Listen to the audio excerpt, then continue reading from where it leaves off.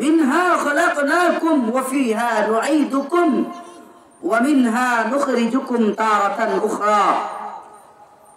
যে এই আয়াতটা তো সবাই পড়ে, মাটি দেয়, মুষ্টি মাটি দেয় আর পড়ে, কিন্তু বান্দা জানে না এই আয়াতের মধ্যে সে কি পড়তেছে, কি বলতেছে, আর আল্লাহ সুবহানাহু ওয়া তাআলা আয়াতের মধ্যে কি বুঝাইতেছেন। ঠিক কিনা বলেন?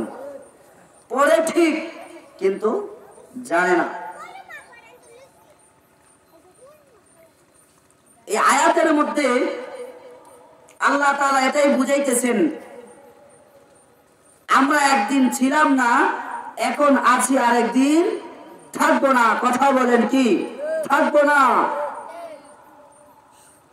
আচ্ছা আপনারা বলেন, কোন ব্যক্তি যদি, কাউকে যদি জিজ্ঞাসা করা হয় যে আপনি এখন কোথায় আছেন, সে যদি না বলতে পারে, আবার যদি জিজ্ঞাসা করা হয় আপনি কোথা থেকে আসছেন, কোথায় যাবেন, যদি বলে উত্তর আসে আমি জানি না, তাহলে লোকটাকে কি সুস্থ মস্তিষ্কের মানুষ বলবে না পাগল বলবে? বলেন, কি বলবে?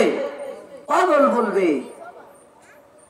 তো আল্লাহ সুবহানাহু ওয়া তাআলা বলতেছেন, ও দুনিয়ার মানুষ, তুমি একদিন ছিল না, আজকে আছো, আরেকদিন থাকবা না।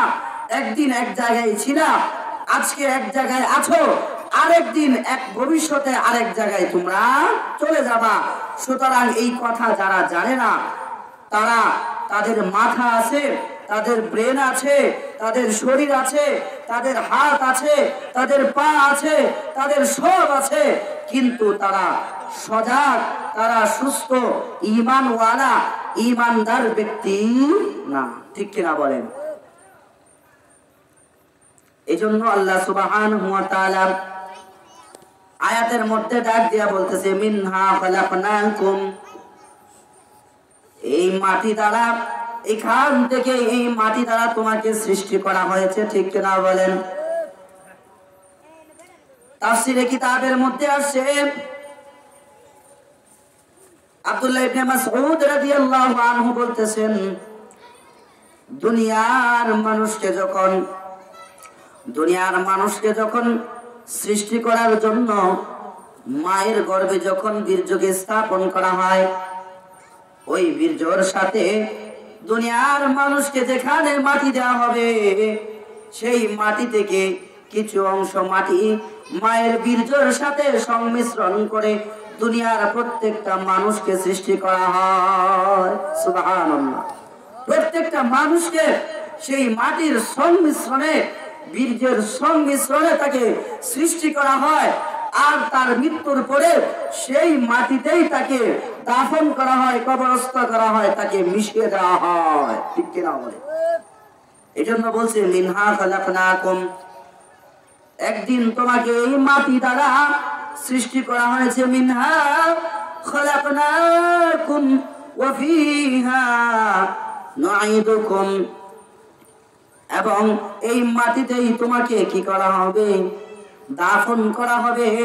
ওয়া ফিহা নুঈদুকুম, তোমাকে কবরস্থ করা হবে, মাটিতেই তোমাকে রেখে যাওয়া হচ্ছে। এরকম মানুষকে মাটি দেয়, মুষ্টিম বালু এরকম ভাবে তার কবরের মধ্যে দেয়, আর বলতে থাকে, মিনহা খলাকনাকুম ওয়া ফিহা নুঈদুকুম ওয়া মিনহা নুখরিজুকুম তারাতান উখরা। শেষে যে শব্দটা আল্লাহ তাআলা বলতেছেন, তারাতান উখরা, এবং এই মাটিতেই তোমাকে রাখা হয়েছে, রাখা হবে, এবং একদিন এই মাটি থেকেই তোমাকে উত্তোলন করা হবে। সুবহানাল্লাহ। এই মাটি থেকে যেহেতু তোমাকে বের করা হবে, ও বান্দা, তাহলে তোমাকে মনে রাখবা, তোমাকে কিন্তু আমার কাছে আসতে হবে, আমার সামনে হাজির হতে হবে। তুমি আমার সামনে কি নিয়ে আসবে, কি নিয়ে তুমি আমার কাছে হাজির হবে, ও বান্দা, এটা মনে রাখবা।